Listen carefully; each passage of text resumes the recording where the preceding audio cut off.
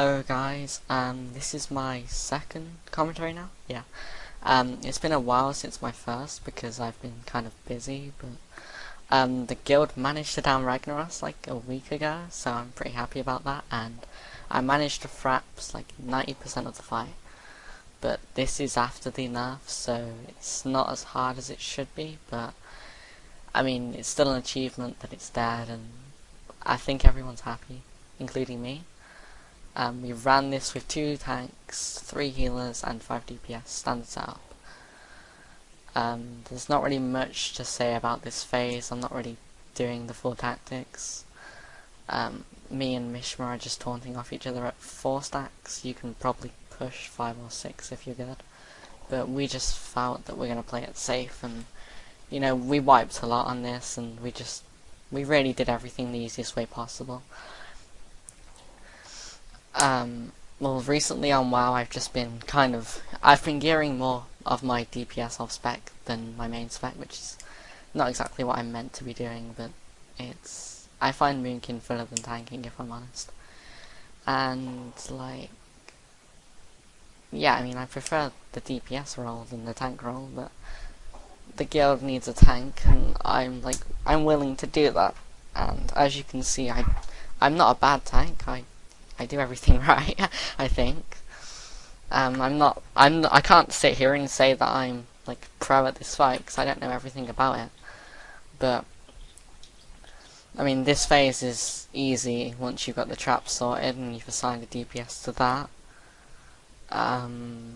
Yeah, this will be interesting. Okay, so for this we just assigned we didn't really assign, but you need the group to know where they need to stand to CC the right ads and not use it too early, really. You want to stun them when they get close, not when they're far away.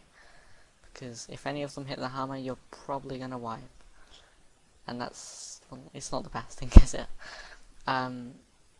This is the first of the 2 hammer phases, whatever you want to call them. I call them hammer phases. This is the first of 2, so I don't even know, but after this one we go over to the blue area, and which we marked, so we go into the left side of the room and we stack up as we were in phase 1 with the 6-yard radius. The hammers still hit here, but soon ads will spawn, molten seeds. When they spawn we move to the purple marker, which you can see in the middle, and we kind of deal with the AoE. If Ragnaros does his fire thing where your group is, you just have to move back really fast. The tanks still need to switch the stacks off each other at this point from Ragnaros, or you're gonna have a wipe. And another trick I kind of noticed with this boss that no one else really seems to acknowledge is that if you move too far away from the boss and don't actively hit it, it's just gonna switch to another raid member and pretty much 2-shot them. So you want to the tank that's on it, if the fire goes to the front of the DPS and everyone has to move to the middle of the room, then you want the tanks to still be hitting the boss but away from the fire as well. So you don't want raid members dying from mistakes like that, because it's not worth it.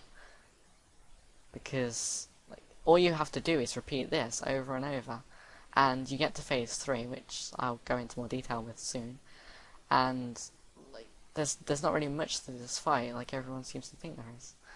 Although there is still a lot of damage, and this is after the nerf. But before the nerf we were getting this to phase 3 still. For the hammer here we almost wipe, but everyone moves out the way and you don't die, you just don't panic. I'll be honest though, it was kind of a miracle that we killed it here. We made so many mistakes. I got stacked up to 7 there, which is crazy. A little straggler I had there, that's another mistake we made. The phase 3 is soon, from what I know, and that's with all the crazy boulders and fire and all of that scary stuff.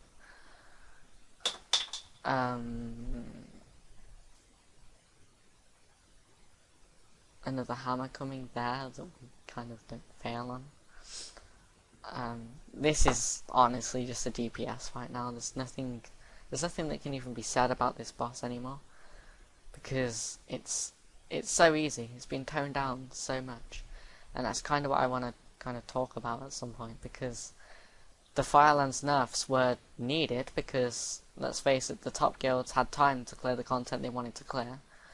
You know, they had months, and people got the legendaries legitimately and everything like that. And it was good to nerf it because it was necessary, so people that aren't exactly as good as everyone else can, you know, do the content, get past like more than 2 bosses, and it can be poked so people can farm for the upcoming raid. But I think they took it over the top. I mean, you see the Beftalak fight now, that when I recorded that had over 20 million health. Now that's at 17. So you can have her down to like 13 million by the time phase 2 starts. And that's the kind of phase we were popping Time Warp around. So it's such a huge change, but it's too far, because I mean, now for our guild runs, everything, I mean, even pre-nerf we were kind of one-shotting everything, but there's not even any risk of wipes now.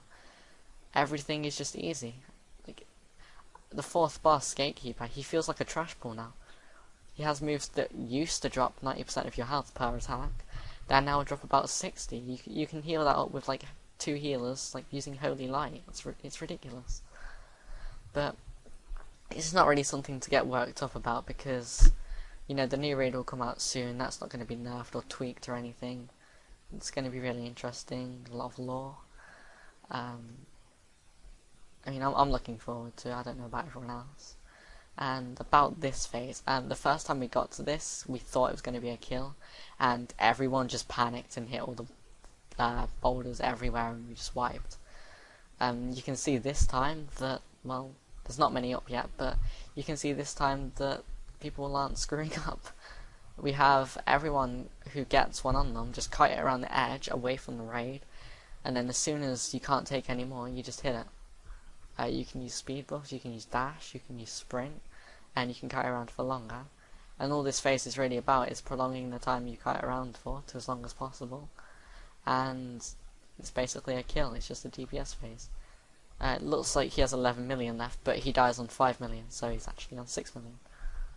I get one on me in a second, I think, and I kind of panic a bit and just knock it away straight away.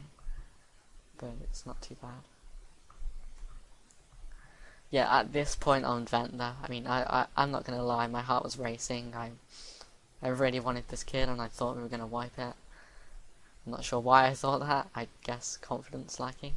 But, I mean, I'm happy we did it. I'm really happy. He's almost dead. We get epic loot at the end. Yeah, here we go, I have a boulder on me.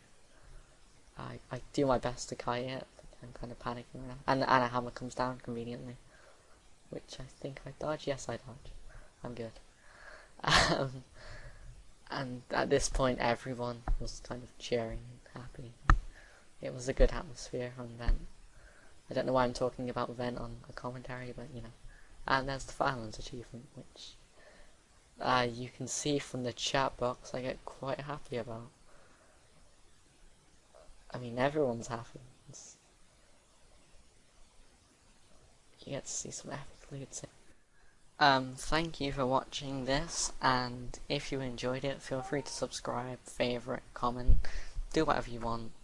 But a like really does help me, and I would appreciate it. And thank you for watching. Bye bye.